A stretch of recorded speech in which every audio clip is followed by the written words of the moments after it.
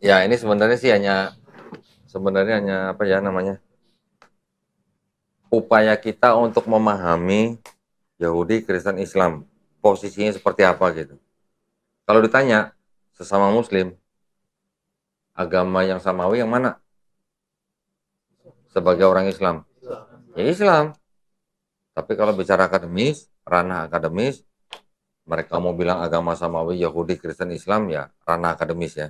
Secara non-akademis ataupun secara akademis, agama Islam itu tetap saja bukan agama samawi. Dalam dunia akademis agama samawi itu hanya ada dua, yaitu agama Kristen dan agama Yahudi. Karena agama yang mempunyai dan mengimani kitab Taurat asli yang ditulis sendiri oleh Nabi Musa hanya dimiliki oleh agama Yahudi dan agama Kristen. Sedangkan agama Islam tidak memiliki kitab Taurat yang asli atau mengimani kitab Taurat asli yang ditulis oleh Nabi Musa. Tapi kan kita bisa memahami dari apa? Oh, ternyata Bible-nya mereka juga begini. Ya kan? Sumbernya begini.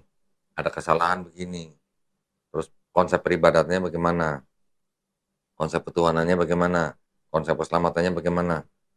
Nanti akan mengerucut atau istilahnya kalau kita bikin tabel nih, kalau kita uji satu-satu, nanti yang bisa dicentang semua itu yang Islam gitu. Nanti di Yahudi dan Kristen mungkin yang Yahudi sebagian besar centang, mungkin ada satu yang tidak centang. Contoh misalnya, Yahudi mengakui nabi-nabinya kan tidak sampai Nabi Isa alaihissalam, tidak sampai Nabi Muhammad sallallahu alaihi wasallam, betul kan? Di Kristen sampai kepada Nabi Isa, tetapi dianggap sebagai Tuhan. Sudah beda kan? Tapi kalau di Islam dari Nabi Adam alaihissalam sampai Nabi Muhammad SAW semuanya adalah Nabi.